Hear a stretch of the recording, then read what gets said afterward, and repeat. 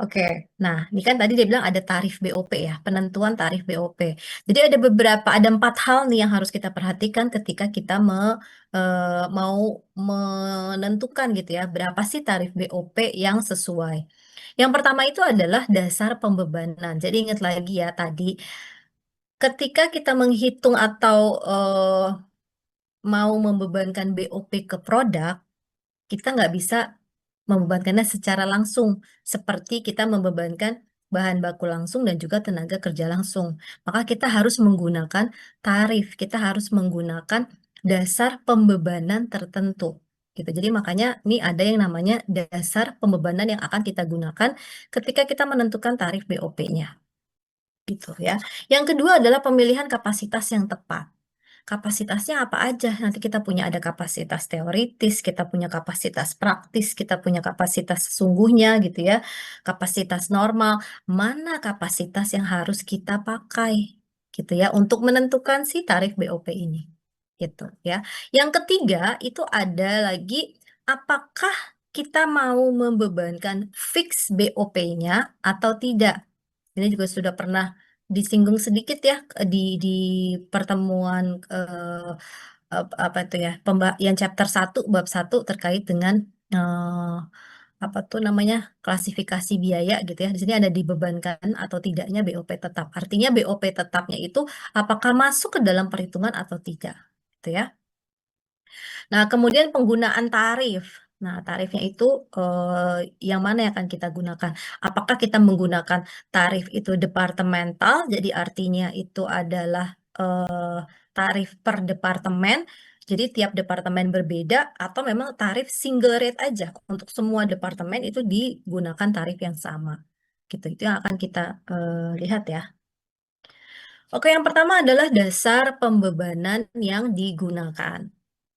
Jadi untuk dasar pembebanannya kita punya ada 5 nih. Ini harus dipilih salah satu ya, tidak digunakan semuanya. Pilih sesuai dengan karakteristik dari produknya, karakteristik dari kegiatan produksinya gitu ya.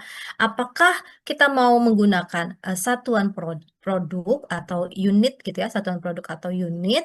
Apakah kita menggunakan jam mesin atau kita menggunakan jam tenaga kerja? Atau kita menggunakan biaya bahan langsung, atau juga kita menggunakan biaya tenaga kerja langsung, ya. Seperti apa yang akan kita gunakan, gitu, ya.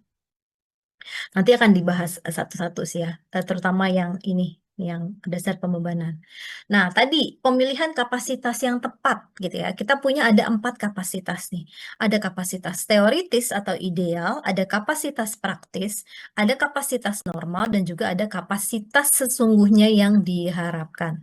Nah, ini perusahaan mau pakai kapasitas yang mana? Masing-masing itu kalau namanya beda ya berarti artinya juga beda gitu ya. Untuk rinciannya kalian bisa baca di bukunya.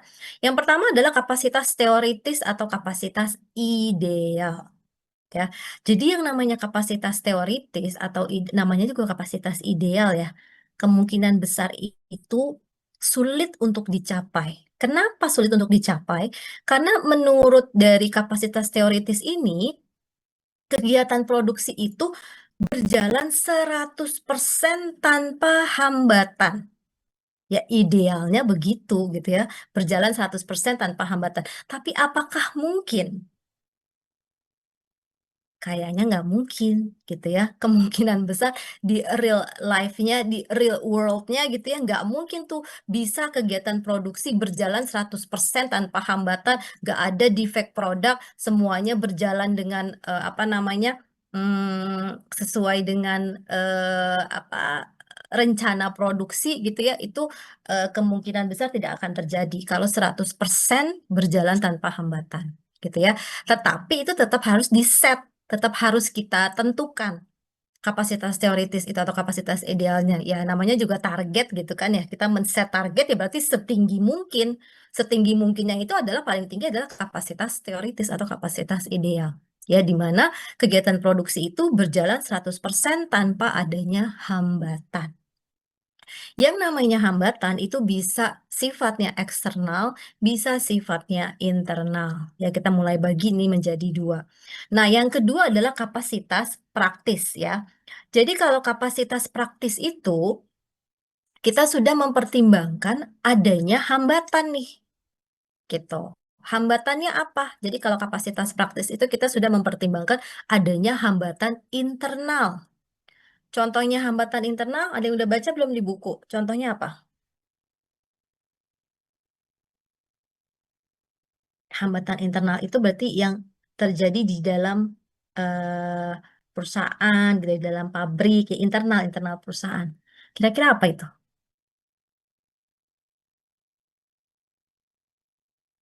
Udah baca belum?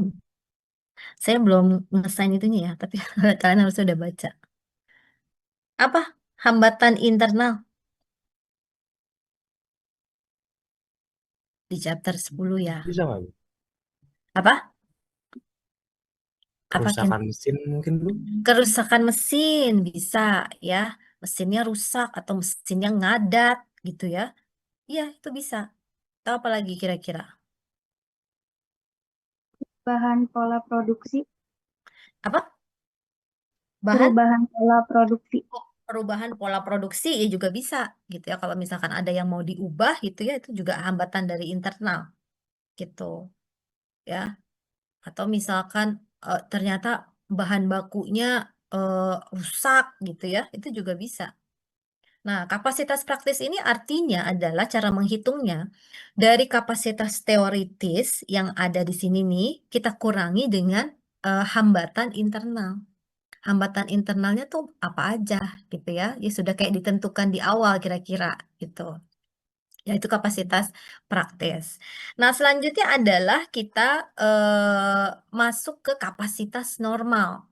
Nah, kapasitas normal ini ya dia sudah memperhitungkan hambatan dari luar. Jadi tadi yang saya bilang ya, hambatan itu nggak hanya muncul dari internal aja, tapi ada dari luar juga. Contohnya apa kalau hambatan dari luar? Kenaikan harga bahan baku, terusnya kalau ada peraturan pemerintah yang baru gitu ya, tuh kalau apa kayak misalkan WFH sehari seminggu ya itu manufaktur sih kemungkinan nggak akan bisa juga gitu ya kalau perusahaan manufaktur gitu ya. Atau misalkan apalagi eh kayak sebenarnya kayak demo-demo buruh itu juga ngaruh sebetulnya ke ini ke apa ke hambatan si eksternalnya tadi gitu ya seperti itu.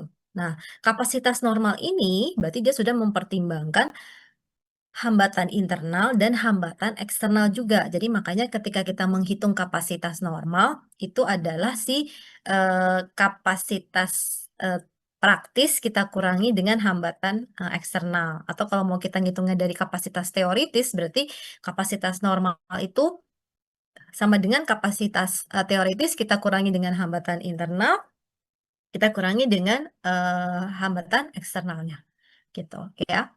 Nah, jadi tadi itu sebenarnya semuanya sih sifatnya jangka panjang ya. Nah, selanjutnya adalah yang keempat nih, kapasitas sesungguhnya yang diharapkan. Nah, ini dia adalah sifatnya memang jangka pendek. Sesuai dengan namanya aja kapasitas sesungguhnya yang diharapkan, ya berarti ini perusahaan tuh kira-kira dia untuk 1 tahun ini dia tuh berapa sih maunya gitu ya untuk kapasitas yang di set itu yang akan tercapai dalam 1 tahun itu berapa? Gitu ya. Sebetulnya dia bisa melebihi kapasitas normal atau dia juga bisa kurang dari kapasitas normal sebenarnya nggak masalah gitu. Tapi intinya adalah biasanya kita akan pakai yang kapasitas sesungguhnya gitu. Meskipun kita juga harus tahu ya perusahaan itu tadi harus tahu masing-masing kapasitas teoritisnya berapa, kapasitas praktisnya berapa, kapasitas normalnya berapa dan juga kapasitas sesungguhnya.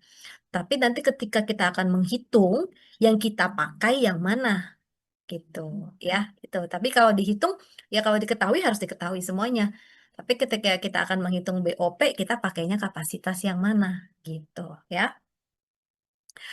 Oke, nextnya tadi adalah yang ketiga tadi ya, apakah kita akan membebankan fix BOP-nya gitu ya, BOP tetapnya, iya atau enggak? Nah, ini yang waktu itu ada yang namanya full absorption, ada yang namanya variable costing gitu ya. Jadi kalau variable costing sesuai dengan namanya, berarti kita hanya memasukkan biaya komponen biaya variabelnya saja. gitu. Kalau full absorption berarti komponen dari biaya BOP fixnya itu harus kita masukkan, gitu ya. Nah, kemudian tadi yang selanjutnya adalah penggunaan tarif. Tadi ya, apakah kita menggunakan single rate ya, satu tarif untuk seluruh pabrik atau departemen, atau kita menggunakan tarif departemenisasi. Jadi tarifnya berbeda untuk setiap departemen. Contohnya misalkan nih, di satu pabrik itu dia ada misalkan 2 departemen gitu ya. Eh, Waktu itu contohnya misalkan dia ini apa buat baju gitu ya, buat kemeja. Berarti kan dimulai dari cuttingnya dulu gitu ya, departemen cutting sesuai dengan polanya, baru kemudian departemen penjahitan ya kalau mau hanya ada 2, atau kalau mau ada 3 berarti departemen finishing gitu ya. Taruhlah kita anggapnya 3 lah. Jadi ada cutting, ada sewing, ada finishing gitu ya. Nah, karena dia ada 3 departemen, kalau kita pakai tarif tunggal, berarti di 3 departemen itu dia akan menggunakan tarif yang sama. Misalkan dasar pembebanannya adalah unit produk. Berarti di departemen apa tadi cutting pakainya adalah unit produk base-nya, di sewing juga unit produk, di finishing juga gitu. Nah, tapi kalau dia pakainya tarif departemenisasi itu mungkin berbeda di tiap departemen. Misalkan di apa namanya, di cutting dia pakai unit produk gitu ya. Kemudian di sewing misalkan dia pakai apa namanya, jam mesin misalkan.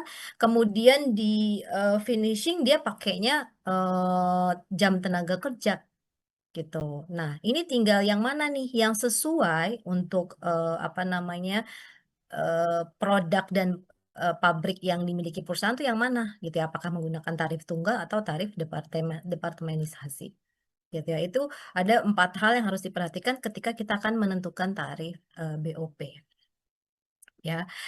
Sekarang kita masuk ke dasar pembebanannya. Tadi kan ada 5 ya yang di sini tadi. Nih ya, dasar pembebanannya ada 5. Ada satuan produk, jam mesin, jam tenaga kerja, biaya bahan langsung, dan biaya tenaga kerja langsung. Ya, kita lihat nih. Nah, jadi intinya adalah semuanya itu rumusnya gitu ya. Yang membedakan itu bagian sini, bagian bawahnya. Apa namanya ini? Denominator ya. Denominator apa numerator? Denominator kayaknya ya. Bagian bawahnya nih, pembaginya ya. Kalau yang atasnya sama gitu ya. Ini kalau kita mau lihat tarif BOP per unit itu sama dengan anggaran dari biaya overhead pabrik kita bagi dengan dasar pembebanannya.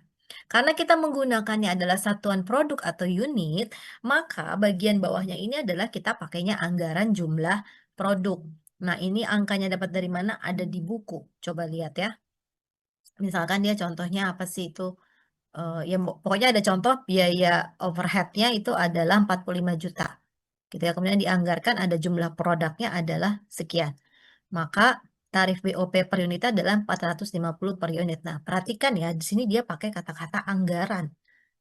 Karena kita menentukan di awal, ya. Kalau bukan anggaran berarti namanya biaya aktual, gitu, ya. Jadi kalau untuk tarif BOP karena kita nanti mau makainya predetermined overhead rate gitu ya, maka kita pakai anggaran, gitu. Oke, kalau pakai jam mesin. Nah, lihat aja rumusnya. Nih kan, yang beda adalah yang bagian bawahnya nih. Tarif BOP per jam mesin sama dengan anggaran biaya overhead pabrik ini masih sama dibagi dengan anggaran jumlah jam mesin.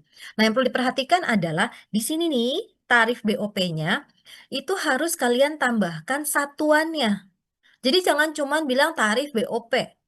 Kenapa? Karena dasar pembebanannya kan beda-beda. Nah, jadi yang kalian cari itu tarif BOP dengan menggunakan dasar apa? Gitu. Oh, ini tarif BOP per jam mesin. Yang ini tadi tarif BOP per unit produk. Gitu ya. Jadi jangan lupa harus teliti, harus lengkap satuannya apa. Gitu.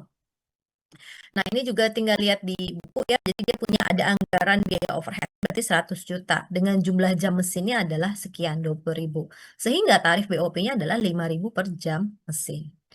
Gitu ya. Kemudian selanjutnya adalah per jam tenaga kerja langsung ya. Lihat lagi ini yang beda cuman di bawahnya doang nih. Anggaran jumlah JTKL, jam tenaga kerja langsung. Di sininya berarti tarif BOP per JTKL ya, gitu. Ini satuannya berarti 5.000 per JTKL. Jadi harus nih 5.000 per JTKL. Tadi yang ini 5.000 per jam mesin. Yang ini 450 per unit. Nah, harus lengkap. Selanjutnya adalah biaya bahan langsung. Nah, kalau kalian lihat ada sedikit perbedaan gitu ya. Ada sedikit perbedaan. Bedanya apa? Bedanya adalah kita pakainya ini kata-kata biaya. Ya, kalau tadi kan itu pakai unit produk, pakai jam mesin, pakai jam tenaga kerja gitu ya. Bukan nilai nominal mata uang gitu. Nah, ini ketika apa namanya, pakai biaya bahan langsung dan nanti juga sama dengan biaya tenaga kerja langsung, itu dia udah pakai sama-sama biaya gitu. Jadi ketika dasar pembebanannya adalah biaya, maka itu harus kita kalikan dengan 100%. Gitu ya. Jadi contohnya di sini adalah BOP dengan menggunakan persentase dari biaya bahan langsung. Rumusnya berarti anggaran BOP dibagi dengan anggaran biaya bahan langsung kita kalikan dengan 100%.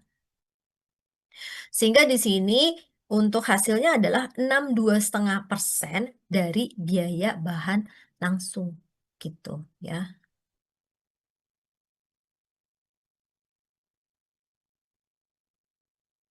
Oke.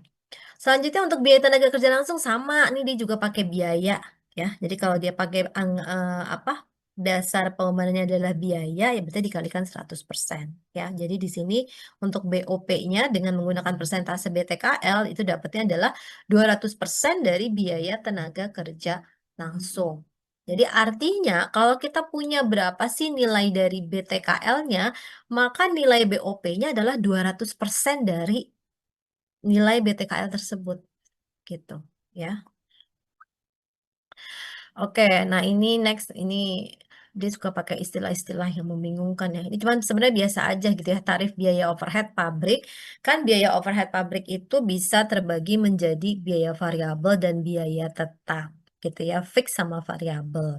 Jadi intinya adalah itu bisa dipisah, kadang-kadang ada yang memisahkan antara biaya variabel dan biaya tetap, ada juga yang menjadikan satu. Ketika dipisahkan ya berarti ini harus terpisah ya berapa biaya variabelnya, berapa biaya fixnya atau tetapnya, gitu. Kemudian di sini adalah dasar pembebanannya apa, yang dipakai apa, pilihannya satu dari 5 yang tadi, gitu, ya.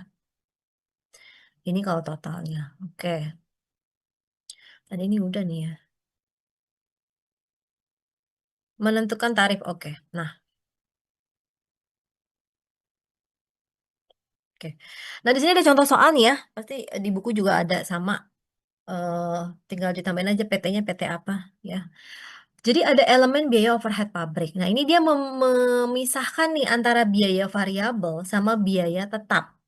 Ya, kita lihat di sini, untuk biaya bahan tidak langsung, jadi ini elemen atau komponennya ya, komponen dari BOP itu ada biaya bahan tidak langsung, ada biaya tenaga kerja tidak langsung, ini mungkin adalah biaya asuransi pabrik, gedungnya mungkin ya, kemudian ada biaya bahan bakar dan pelumas, ada biaya reparasi dan pemeliharaan mesin pabrik, biaya penyusutan aset tetap yang berkaitan dengan pabrik ya, biaya listrik dan air pabrik dan juga biaya lain-lain yang berkaitan dengan pabrik. Jadi jangan lupa selalu ada tambahkan kata-kata pabriknya karena supaya, eee, kita yakin, kita pasti bahwa memang biaya yang masuk ke dalam komponen si BOP ini memang berkaitan dengan pabrik, gitu ya. Nah, kita lihat di sini untuk biaya bahan tidak langsungnya semua itu biaya variabel, nggak ada biaya fiksnya gitu ya. Untuk biaya tenaga kerja tidak langsungnya ada biaya variabel, ada biaya tetap. Untuk biaya asuransi semuanya biaya tetap. Biaya bahan bakar pelumas, nah ini oke. Jadi kalau kita lihat kita totalkan biaya variabelnya itu adalah 20 juta. BOP variabelnya. BOP tetapnya 25 juta, sehingga total BOP-nya adalah 45 juta, gitu ya. Nah, kalau kita mau cari tarif BOP per unit, ya, tarif BOP variabel per unit, kan dia bilang pakai per unit ya. Kalau dia bilang per unit, maka di sininya unit. Nah, 100.000 unit dapat dari mana? Dari buku, coba dibaca ya. Itu ada di buku tuh. Ada nggak di buku? 100.000 per unit, ada nggak? Ada Ibu. Ada ya, oke. Nah, itu dari buku ya. Jadi kenapa bisa dapat 100.000 per unit? Ya, sehingga tarif BOP variabelnya adalah, nih kalau dari sini kita bisa nih, dari total ini 20 juta kita bagi dengan berapa? 100.000. Gitu. Sehingga dapatlah adalah untuk BOP variabel itu 200 per unit. Kalau BOP tetapnya ini 25 juta, karena dia nyarinya adalah per unit, maka 25 juta dibagi 100.000 juga. Jadi 250.000 per unit untuk BOP tetapnya. Nah, kalau tarif BOP totalnya, sebenarnya kita juga bisa dari sini aja, ya. 45 juta kita bagi dengan 100.000. Jadinya berapa? 450 per unit. Atau kita mau jumlahkan ini 200 tambah 250 juga boleh. Ya, oke. Nah, next, kita punya ada istilah baru ini yang namanya adalah BOP applied, FOH applied ya. Kalau bahasa Indonesianya itu applied, pembebanan ya, dibebankan, pembebanan ya, BOP applied ya, FOH applied. Nah, ini maksudnya apa? Jadi BOP applied ini tadi ya, dia menggunakan apa namanya, predetermined overhead rate gitu ya. Jadi, tarif yang ditentukan di awal gitu. Ya, di sini biaya biaya overhead pabrik yang dibebankan ke produk itu melalui tarif yang ditentukan di awal pada kapasitas yang sesungguhnya. Nah, perhatikan bahwa dia pakainya adalah kapasitas sesungguhnya. Jadi ketika kita mau mencari FOH applied atau BOP applied, kapasitas yang kita pakai adalah kapasitas yang sesungguhnya. Bukan kapasitas teoritis, bukan kapasitas praktis, bukan kapasitas normal. Tapi yang dipakai adalah kapasitas yang sesungguhnya. Karena kadang-kadang nanti di dalam soal itu nggak hanya satu kapasitas yang diketahui, bisa aja dia memberikan informasi tentang kapasitas normalnya, kapasitas teoritisnya, dan juga kapasitas sesungguhnya. Makanya kalian harus paham bahwa ketika menghitung BOP applied yang kita pakai adalah kapasitas yang sesungguhnya. Gitu ya. Nah, ini juga baca di bukunya gitu ya, dia pasti ada tuh menginformasikan berapa sih kapasitas yang sesungguhnya. Selain itu juga pasti ada juga deh. Saya agak lupa nih. Ada kayaknya. Eco Stop Share. Sebentar.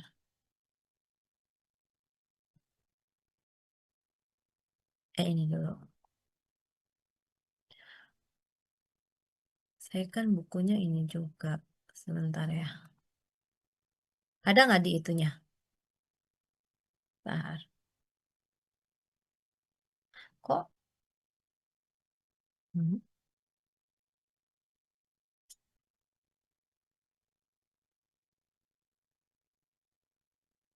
kan gini. Oh, dia nggak mau ya? Nggak mau. Ada nggak di bukunya?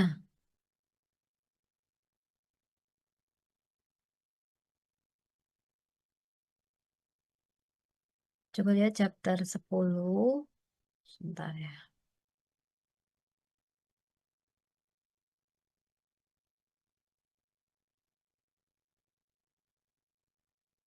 Nah, ini chapter 10.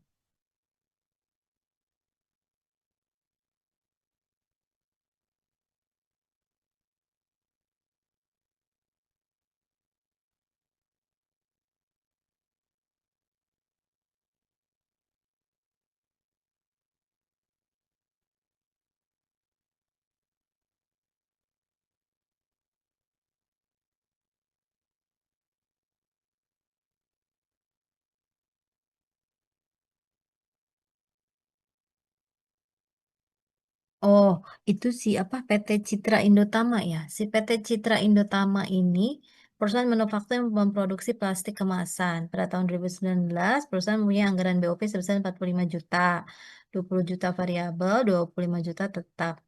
Berdasarkan anggaran tersebut, jumlah produk yang dihasilkan tahun adalah 100.000 unit. Dia nggak ada informasi itunya ya, kapasitasnya ya. Oh, ada. Tapi dia cuma ngasih tahu satu ya.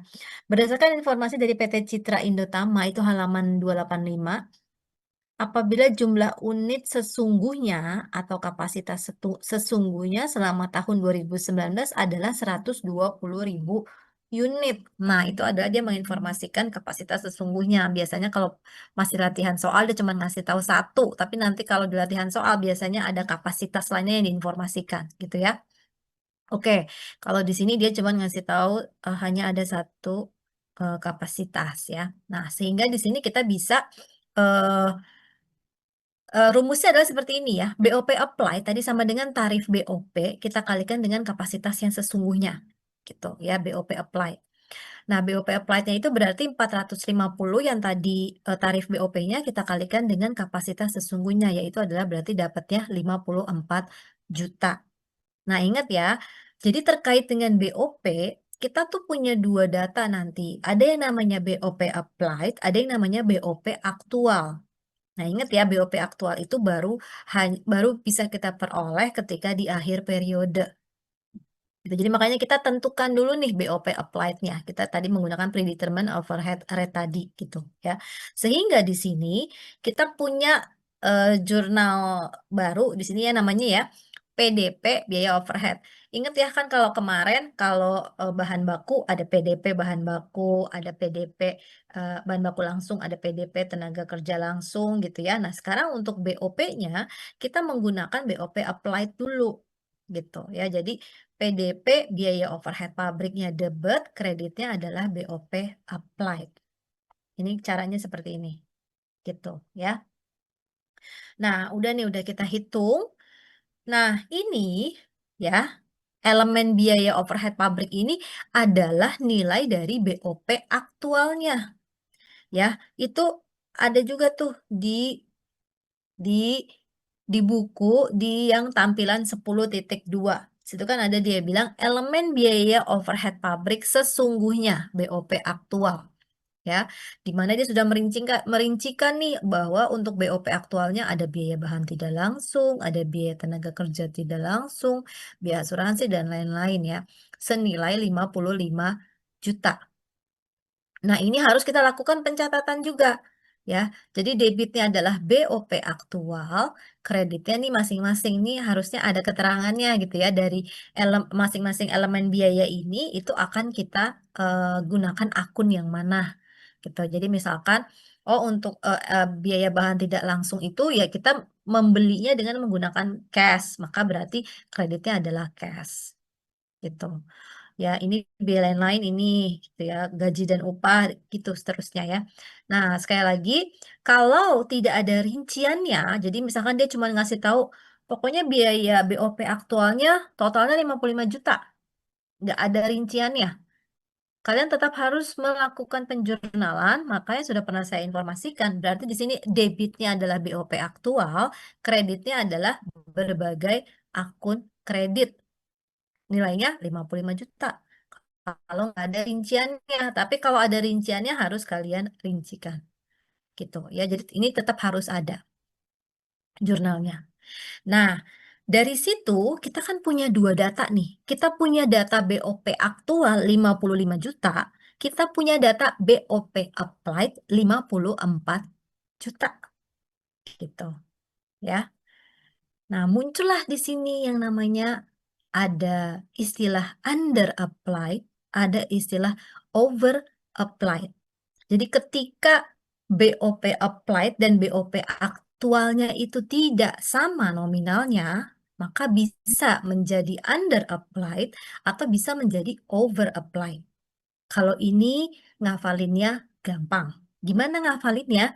Karena dia pakai kata-kata applied gitu ya. Kalian fokus ke applied-nya. Kalau dia bilang under applied, berarti adalah nilai BOP applied-nya lebih rendah dibandingkan dengan BOP aktual. Kalau dia bilang over applied, berarti nilai BOP applied-nya lebih tinggi dibandingkan dari nilai BOP aktual. Bisa ya? Paham ya? Ngafalinnya lebih mudah. Karena ini harus dihafal, nggak bisa enggak. Gitu. Jadi fokuskan pada kata-kata applied-nya. Oke, sekarang saya tanya. Tadi BOP applied-nya 54 juta. Ya, ini 54 juta tadi ya. 54 juta. BOP aktualnya 55 juta. Jadi over apa under?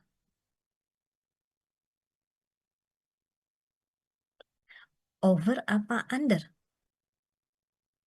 Bener berarti, Bu. Under, Under. Ibu. Under ya. Oke ya. Dicatat ya, kalian buat catatan sendiri ya. Kita fokuskan pada applied-nya. Ya, karena under applied berarti BOP applied-nya lebih rendah. Kalau over applied berarti BOP applied-nya lebih tinggi. Gitu aja ya. Apa namanya? Itu akan lebih mudah kalian menghafalnya. Gitu. Oke, berarti di kasus kita yang ini adalah terjadinya itu under applied. BOP aktualnya 55, BOP applied-nya 54. Terjadi ada yang namanya under applied. Gitu ya. Nah, itu untuk selisihnya harus kita lakukan penjurnalan. Jadi ini nih, jurnal yang ini ya, itu dia maksudnya adalah, nih yang ini, jangan biru deh, merah. Nih, ini ada 2 jurnal gitu ya, dibandingkan dengan kalau ini satu jurnal aja gitu. Kalau kalian sudah paham, lakukan satu jurnal. Sebenarnya kalau saya sih lebih mending satu jurnal karena begini. Yang namanya selisih BOP itu kan tadi bisa under, bisa over kan ya. Bisa kayak gitu. Nah, kalau kalian pakai yang atas, kalian tuh harus harus paham, harus hafal gitu ya logikanya. Kapan BOP, kapan selisih BOP di debit, kapan selisih BOP di kredit. Tetapi ketika kita pakai jurnal yang di bawah ini, itu kalian nggak perlu menghafal. Selisih BOP-nya harus debit atau kredit kalau over, kalau under gitu kan ya. Nah, gimana caranya? Seperti biasa nih, ini belum ada gitu ya. Berarti kita lihat dulu nih, ketika kita mau apa namanya ya, menutup gitu ya, menutup BOP applied ke aktual. Karena kan gini, BOP applied itu kan akun sementara gitu ya. Sementara tadi kan dengan menggunakan predetermined overhead rate. Padahal seharusnya kita menggunakan BOP aktual. Nah, sehingga BOP applied itu harus kita tutup ke BOP aktual. Nah, cara nutupnya gimana? Jurnalnya adalah ini udah pasti. BOP applied itu pasti di debit ya. BOP aktualnya pasti di kredit, itu udah pasti. Jadi debitnya BOP applied 54 juta, kreditnya BOP aktual 55 juta. Nah, itu kan nggak balance ya. Antara debit kreditnya nggak balance. Nah, tinggal kalian lihat aja, kalian harus taruhnya di debit atau di kredit. Karena di sini debitnya 54, kreditnya 55, berarti kan kita harus nambahin eh 1 juta di debit. Gitu. Jadi selisih BOP-nya adalah di debit. Nah, kalau misalkan di sini BOP applied-nya itu adalah 60 juta. Selisih BOP-nya berapa?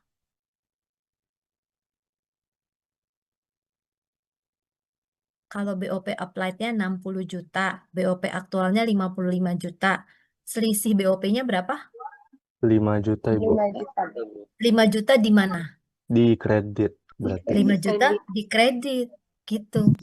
Jadi kalian nggak perlu menghafal selisih BOP itu kalau under harus di debit apa kredit, kalau over harus di debit atau kredit, nggak. Yang perlu kalian hafal hanya BOP ketika menutup selisih BOP applied-nya di debit, BOP aktualnya di kredit.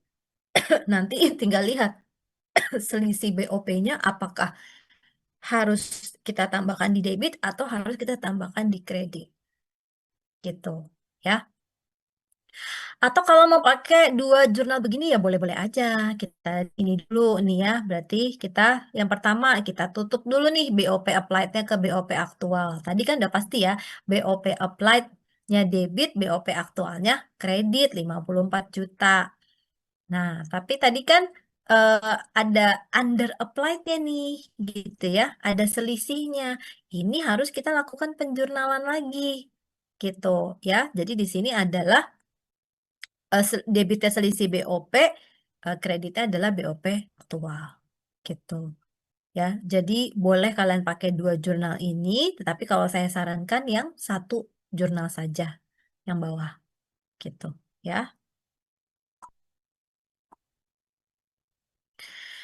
Nah, yang namanya selisih BOP itu juga harus ditutup karena dia pasti itu akun sementara yang muncul karena apa gitu ya. Nah, selisih BOP tadi ya, over atau under itu harus kita apa namanya cari tahu gitu ya. Kenapa? Kenapa bisa terjadi over? Kenapa bisa terjadi under gitu ya. Nah, itu kemungkinannya ada dua nih. Ada kemungkinannya adalah kesalahan dalam penentuan tarifnya, tarif yang tadi tuh, yang tarif apa tarif BOP-nya gitu ya, atau karena ketidakefisienan kegiatan perusahaan. Ya tadi misalkan supervisornya nggak kurang pengawasan gitu ya seperti itu. Nah ini yang mana nih?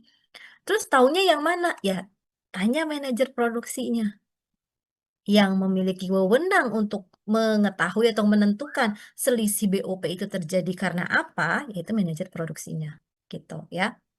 Nah, dari bagian accounting kita punya ini nih, kita punya masing-masing akunnya ya. Kalau dia terjadinya karena kesalahan dalam penentuan tarif, maka dia harus dibagi ya.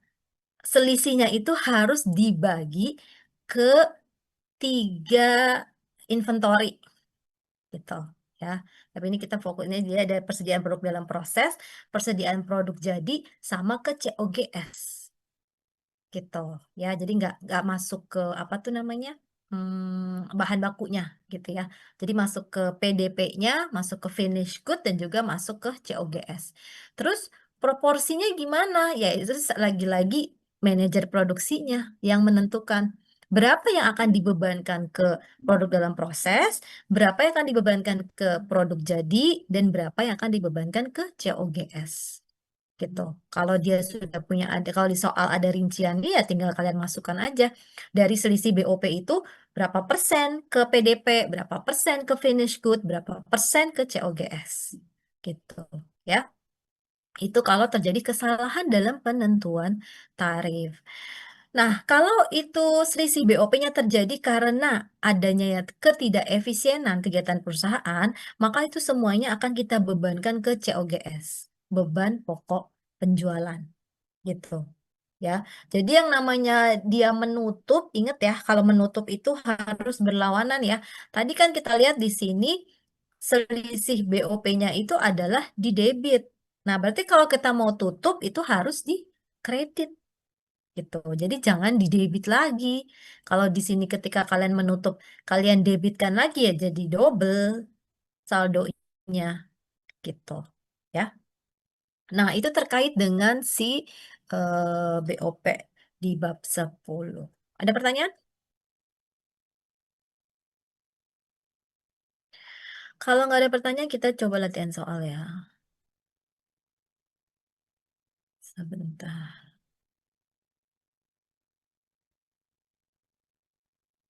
Hmm.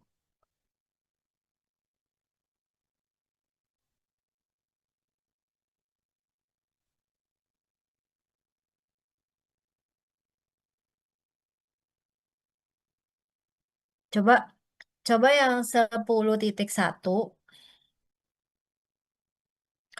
10.1 kalian cari pakai eh 10.1 nomor yang mana ya? Nomor 3 sama 5. Nomor 3 itu adalah dasar pembebanannya menggunakan biaya tenaga kerja langsung. Nomor 5 itu dasar pembebanannya menggunakan jam mesin. Ya, saya bacakan nih soalnya. PT Putra Harapan Sentosa merupakan perusahaan yang memproduksi salah satu suku cadang kendaraan bermotor. Anggaran biaya overhead pabrik untuk tahun periode yang akan datang adalah Rp187.200.000, terdiri dari biaya variabel sebesar 87.200 dan biaya tetap sebesar 100 juta. Jumlah unit produk yang akan dihasilkan sebanyak 12.500 unit dengan proses produksi yang memerlukan waktu sebanyak 2.880 jam mesin. Biaya yang dibebankan untuk proses produksi selain biaya overhead pabrik, yakni biaya utama. Nah, ingat lagi ya kalau misalkan dia apa prime cost sama conversion cost-nya nggak boleh lupa ya. Prime cost berarti biaya bahan langsung sama biaya tenaga kerja langsung. Biaya bahan langsungnya sebesar 288.800, jam tenaga kerja biaya apa? Dan jam tenaga kerja langsung sebanyak 19.200 jam dengan tarif sebesar 6.500 per jam. Berdasarkan informasi tersebut, hitung besarnya tarif BOP yang digunakan untuk pembebanan biaya overhead pabrik ke dalam biaya produksi dengan metode, ini kan ada 1 sampai 5 ya, unit produksi, jam tenaga kerja langsung, biaya tenaga kerja langsung, biaya bahan langsung, sama jam mesin. Nah, kalian saya minta cuma 2 aja, biaya tenaga kerja langsung sama jam mesin. Tuh, silakan coba dicari dulu.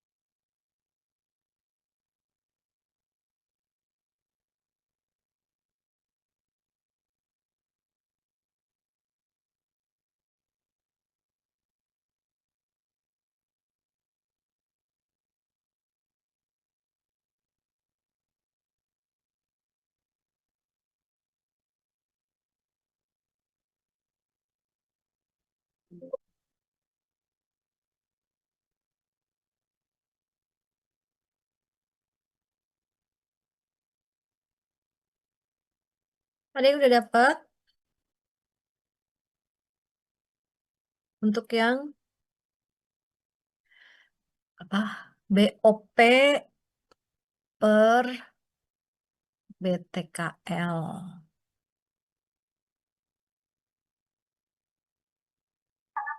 Jadi kok izin Bu untuk yang BOP per BTKL, jadi untuk tenaga kerja kan di situ diinfoin jumlah jamnya sama biaya per jamnya, jadi dikaliin dulu supaya tahu total biaya tenaga kerja langsungnya, yaitu 19.200 jam dikali 6.500 rupiah. Totalnya itu 124.800.000. Habis itu baru BOP itu dibagi per apa pembebanannya biaya sama karena ini biaya jadi dikali 100%. Jadi hasilnya itu 1,5. Udah dikali persennya belum? Sudah Bu dikali 100%. Oke. 150 apa? 150% apa? 1,5%?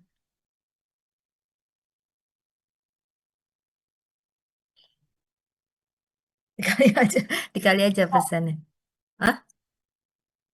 Kalau di kalkulator pas dihasilin sama dengan langsung gitu jadi 1,5 tapi bisa juga disebut 150%.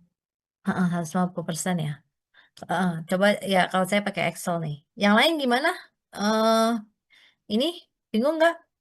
Sama? Beda? Nggak ngerti? Bisa ya? Oke, tadi yang apa lagi? Jam mesin ya?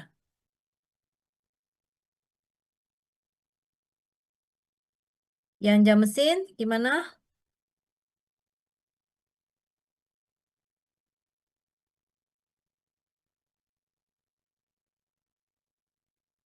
Ibu, Ya. kalau yang jam mesin itu berarti 187.200.000-nya dibagi sama 2.880 aja ya, Bu? Jadinya Betul. 65.000 per jam berarti ya? 65.000 per jam mesin ya. Iya, per jam Mm-mm. mesin. Jadi satuan di belakangnya harus jelas ya. Jadi jam mesin, nanti kan kita juga punya jam tenaga kerja langsung gitu ya. Gitu. Oke, selanjutnya adalah yang 10.2 ya. Kita lihat nih. Si PT Sarana Jaya Chemical, dia merupakan perusahaan manufaktur yang memproduksi lem perekat berkualitas tinggi untuk sepatu, kertas, kardus, plastik, tekstil, dan sebagainya. Selama proses produksi, biaya bahan langsung dan biaya tenaga kerja langsung dibebankan berdasarkan biaya sesungguhnya atau aktual. Sementara untuk biaya overhead pabrik didasarkan pada tarif yang ditentukan di muka. Anggaran biaya overhead pabrik untuk periode yang akan datang didasarkan pada tingkat produksi sebanyak 64.500 unit. Ada rincian biayanya ya itu. Tapi kalian jumlahin dulu tuh berapa itu itunya. Tapi harusnya itu biaya biaya anggarannya tuh ya. Yang bahan tidak langsung 120 juta, tenaga kerja tidak langsung 97 sekian gitu ya sampai ke seragam kantor. Nah, selama periode tersebut, biaya overhead pabrik aktual sebesar 945 juta dan produk yang dihasilkan sebanyak 63.000 unit. Produk-produk yang dihasilkan langsung ditransfer ke gudang produk jadi. Kalian diminta untuk menghitung besarnya tarif BOP, menghitung besarnya BOP applied, menghitung selisih BOP, dan juga ayat jurnal. Nah, ayo coba awalnya dijumlahin dulu itu berapa tuh?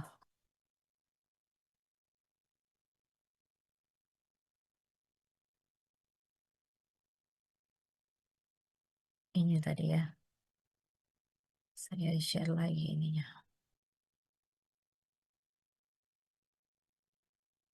Ini nanti udah sampai penjurnalan ya, jadi itu yang akan sering keluar untuk yang chapter 10. Nah, mulai dari sini.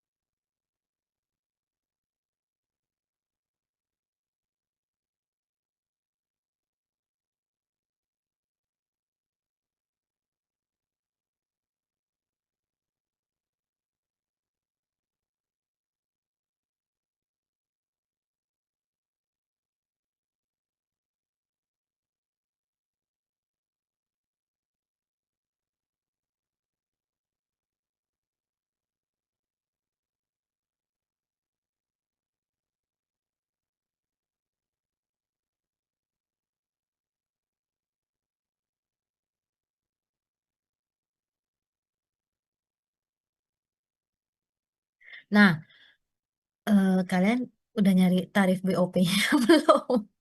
Kemana? Tarif BOP-nya nyari pakai apa?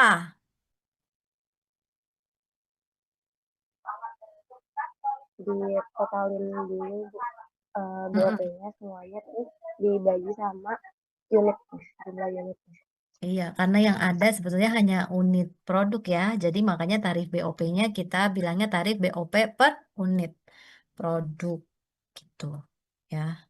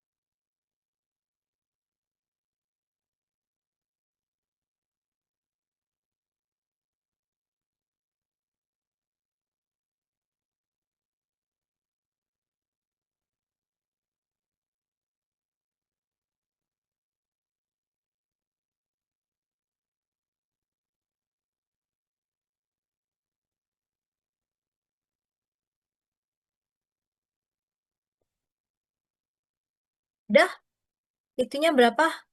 Eh tadi kan apa namanya? BOP per unitnya udah ya 14.500. Terus BOP applied-nya ini berapa? Nih, caranya sini. Tarif BOP-nya kita kali dengan kapasitas sesungguhnya. Berapa?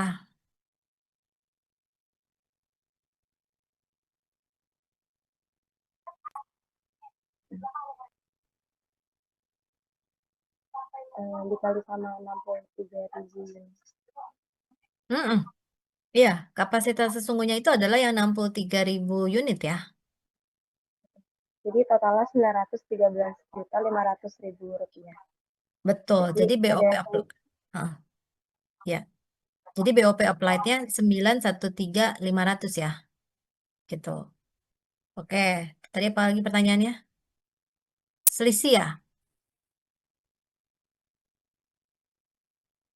Mm-mm. Selisihnya berapa? selisihnya kan di soal ada BOP aktual itu 945 juta, terus BOP applied-nya 913.500.000, jadi udah kelihatan BOP jadi under applied karena BOP-nya applied lebih kecil, selisihnya itu 31.500.000. Betul ya, under applied. Karena applied-nya 913.500, aktualnya 945 gitu ya. Applied-nya lebih rendah, maka under applied gitu ya ngafalinnya. Oke, sekarang penjurnalannya. Jurnal pertama adalah yang ini. Ini jurnal pertama. Debitnya PDP BOP, nilainya 913.500, kreditnya BOP applied. Ya, ini jurnal pertama. Terusnya, jurnal kedua ini. Ya, jurnal kedua berarti gimana? Debitnya adalah BOP aktual. Nah, itu kalau di soal ada nggak rinciannya untuk BOP aktualnya? Nggak ada kan? Jadi makanya kalian untuk ini bagian kreditnya kalian tulisnya berbagai akun kredit. Jadi debitnya BOP aktual, kreditnya adalah tulisnya berbagai akun kredit dengan nilainya berapa? 945 ya. Nah, yang ketiga adalah jurnal yang ini ya, jurnal untuk apa selisih BOP ya, menutup selisih BOP, sorry, bukan menutup selisih, menutup BOP applied ke aktual ya. Jadi makanya di sini debitnya adalah BOP applied, nilainya berapa? 913.500 tuh ya. Nah, kalian kalau nulis ini dulu, yang kreditnya dulu, ya, ya tengah-tengahnya kosongin dulu. Kreditnya adalah BOP aktual, nilainya adalah 945. Nah, itu kan ada selisih. Nah, udah berarti selisihnya tinggal lihat di debit apa di kredit gitu ya. Jadi supaya tidak menghafal gitu. Jadi debitnya adalah selisih BOP gitu ya. Tadi dia ada nyuruh nutup nggak sih? Coba saya lihat tuh. Kalau dia nggak nyuruh tutup, tetap harus ditutup ya. Maksudnya karena selisih BOP itu ingat lagi dia hanya temporary account ya. Jadi harus ditutup. Nah, kalau misalkan dia nggak ada informasi apa namanya selisihnya terjadi karena apa, maka secara otomatis kalian harus tutup ke ini mana? Salah. Ke CLGS. Jadi kalau nggak ada informasi gitu ya, maka itu kita bisa asumsikan terjadi karena adanya ketidakefisienan gitu. Karena simple semua akan ditutup ke CLGS. Karena kalau ini berarti kan kita harus tahu berapa proporsinya masing-masing gitu ya. Jadi ada 4 jurnal ya. Jangan lupa ada 4 jurnal. Berarti jurnal yang terakhir adalah untuk menutup eh, apa selisihnya. Ya, ingat kalau ditutup berarti selisih BOP-nya ya berkebalikan ya. Selisih BOP berapa? Selisihnya berapa? gitu.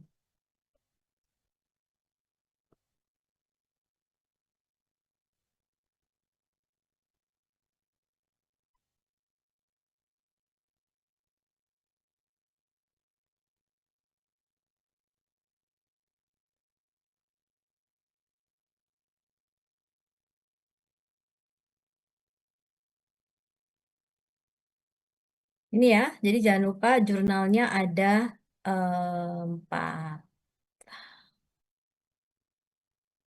gitu ya. Jadi harus ini apa namanya detail ya mengerjakannya. Tadi juga angkanya dari mana gitu ya. Ada pertanyaan terkait dengan latihan soalnya?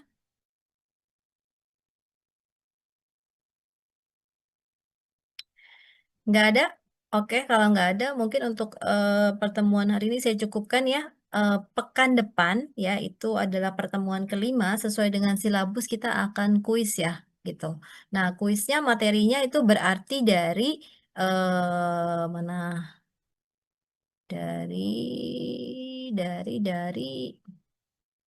Dari awal ya. Dari chapter 1, bab 1, bab 2, bab 8, bab 9, bab 10 yang hari ini.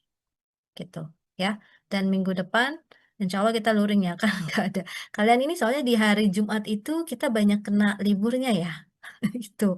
Jadi nanti pertemuan ke-8 pun ya saya udah lihat pertemuan ke-8 yang harusnya kita UTS itu juga di tanggal 1 Mei ya, di tanggal 1 Mei dan itu tanggal merah juga gitu. Jadi apa harus cari lain.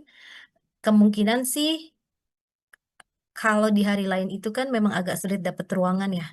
Berarti mau nggak mau harus pakai ruangan kelas saya gitu. Jadi kemungkinan sih saya bisa sama nih di hari Rabu, tapi pagi jam 8. Kalian bisa nggak pagi jam 8 hari Rabu? Nanti tuh buat tanggal berapa? Yang pengganti 1 Mei. Ya, pokoknya saya udah ini dari sekarang ya, ntar siapa tahu kalau ada dosen yang mau mengganti juga gitu ya, saya sudah duluan nih, karena tanggal 1 Mei itu kita pertemuan ke-8 dan insya Allah kita akan UTS itu tanggal merah. Jadi mau nggak mau kita harus ganti kalau nggak ke berapa? 28, 29, 30 gitu ya. Nah, kalau yang saya ada ruangan gitu ya, saya punya ruangan itu hanya di hari Senin, saya punya ruangan di Senin, Rabu, dan Kamis. Saya ada ruangan. Tapi kalau selain dari itu, sayanya nggak punya ruangan. Gitu. Jadi kan yang terpaksa harus pakai ruangan saya yang kelas lain, gitu ya. Jadi kemungkinan berarti tanggal berapa? Tang Hari Rabu ya. Kalian kan yang kosongnya hari Rabu ya? Iya, Atau Ibu, di hari Rabu. hari Rabu ya. Berarti hari Rabu tanggal 29 April di jam 8 ya. Ayah, gimana Oswaldus? Mohon maaf sebelumnya Bu. Jadi saya sebelumnya itu dari angkatan 24, cuman karena ada beberapa matkul yang sifatnya prasyarat kemarin, saya ngambilnya semester ini untuk akuntansi biaya. Dan kebetulan di hari Rabu itu di jam 8 yang seperti Ibu sebut tadi saya ada mata kuliah Bu. Oh, Mungkin ini barangkali saya bisa. Oswaldus udah diisi akad udah masuk. Udah Bu, saya udah isi di Syakal. Oh, udah ya. Berarti ini yang sebelum-sebelumnya udah pernah ikut belum kuliahnya? Iya Bu, saya udah ikut pertemuan sebelumnya juga. Oh, udah ikut ya. Oke. Hari Rabu ada apa? Ujian apa? Ada ujian apa? Kalau Ada hari mata Rabu itu kuliah apa? ada mata kuliah teori akuntansi Bu di jam 8. Oh, oke, oke. Kan berarti hanya Oswaldus aja ya?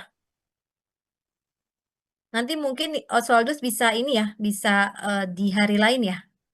Kalau sendiri Baik Bu. kan nggak perlu satu ruangan ya, bisa bisa di ruangan prodi, di ruangan saya juga bisa gitu. Tapi kalau yang lainnya kan nggak bisa gitu, karena ruangan susah ya gitu. Saya juga ya kalian tahu sendiri lah gitu. Kalau nyari ruangan susah ya. Kalau apalagi kita mau UTS kalau nggak jelas gitu kan, saya juga males kan males kalau nyari-nyari ruangan dulu. Kalau kuliah biasa sih nggak apa-apa. Jadi gitu ya Oswaldo, nggak apa-apa ya. Nanti Oswaldo bisa ujiannya sendiri aja gitu.